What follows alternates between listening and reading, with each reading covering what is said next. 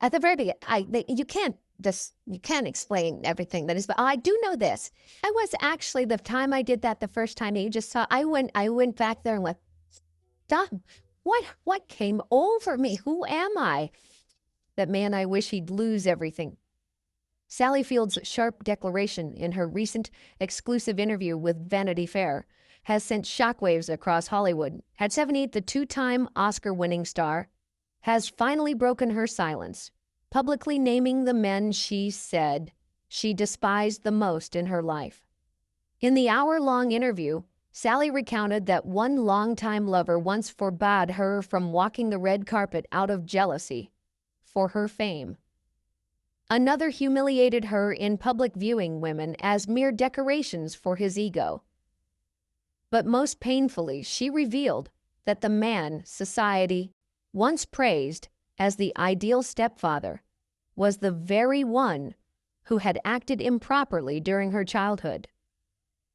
Who were the men Sally Field named, and who among them made her so resentful that she decided to speak out after half a century of silence?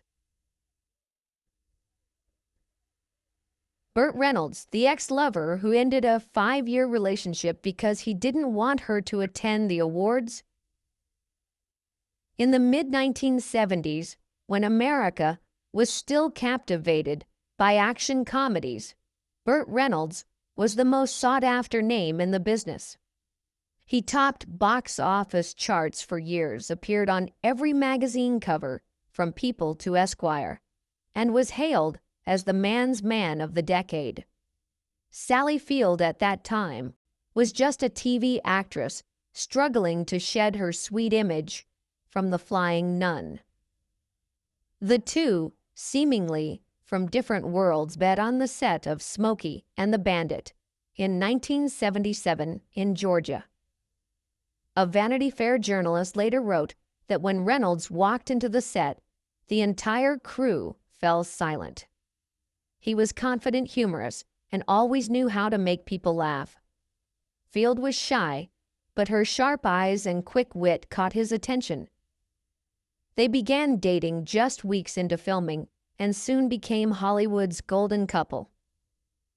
However, as Sally later wrote in her memoir, In Pieces, the romance was far from the fairy tale the press portrayed.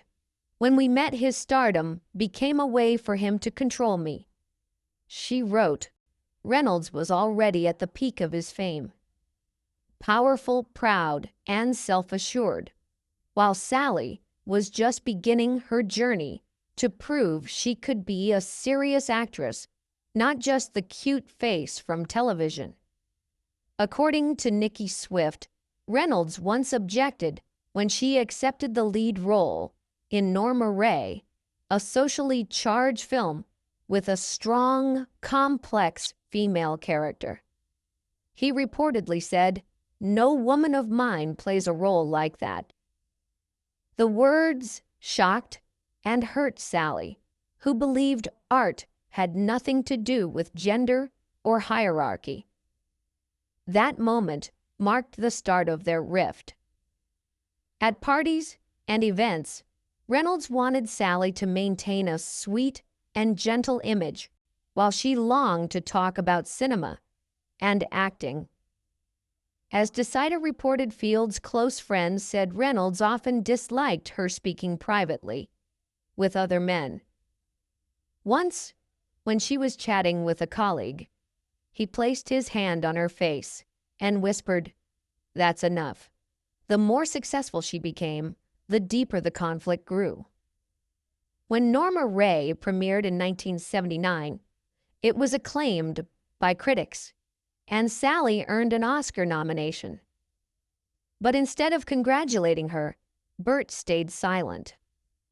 Journalist Anna Navarro later revealed on The View that Reynolds told friends he didn't want to attend the ceremony because it didn't feel right seeing someone else celebrated more than him.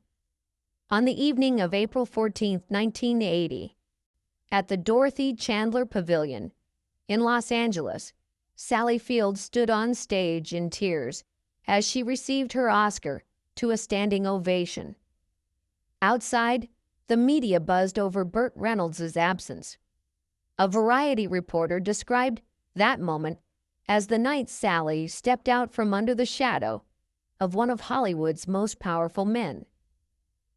After the awards, their relationship couldn't be saved. Reynolds' directing career declined, while Sally rose to A-list stardom. In a 1981 interview, she said softly, "He wasn't a bad person, just not right for me."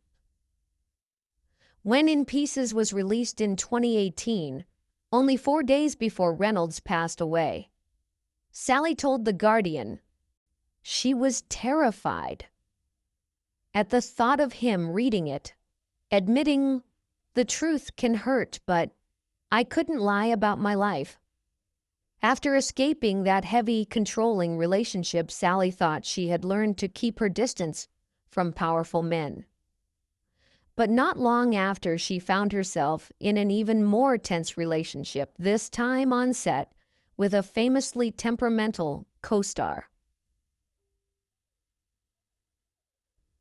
Emily Jones, the co-star she hated the most. In 1980, director Martin Ritt, who had helped Sally Field win her Oscar for Norma Rae, decided to cast her again in his new film, Back Roads. The movie, filmed in Alabama and Louisiana, told the story of two lost, struggling people running away from their poor choices. Sally's co-star was Tommy Lee Jones, then gaining praise for his role in Coal Miner's Daughter.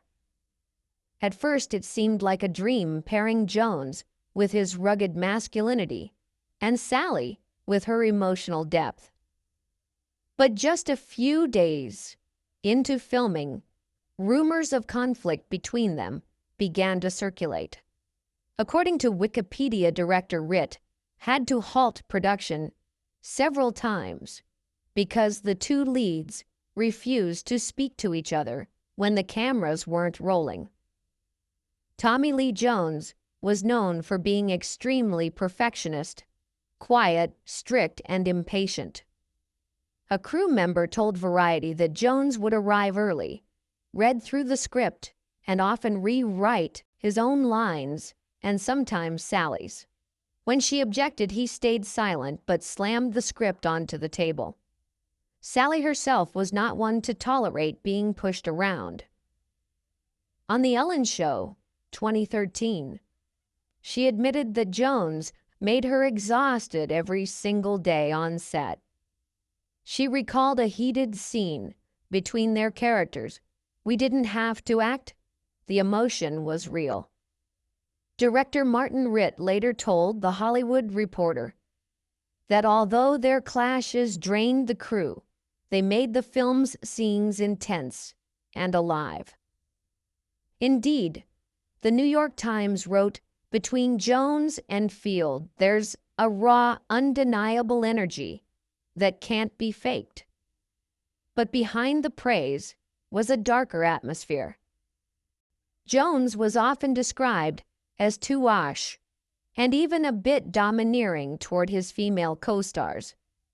One crew member revealed that after one scene, Sally burst into tears while Jones walked off without saying a word. Their relationship was described as colder than the editing room. When the film was released in March 1981, it earned only about $8 million less than expected. Reviews didn't just mention the box office numbers but highlighted the clear lack of harmony between the two stars. Variety wrote, "Their tension is palpable, both on screen and off." Years later, when Jones was already the star of The Fugitive, and Sally had won her second Oscar for Places in the Heart,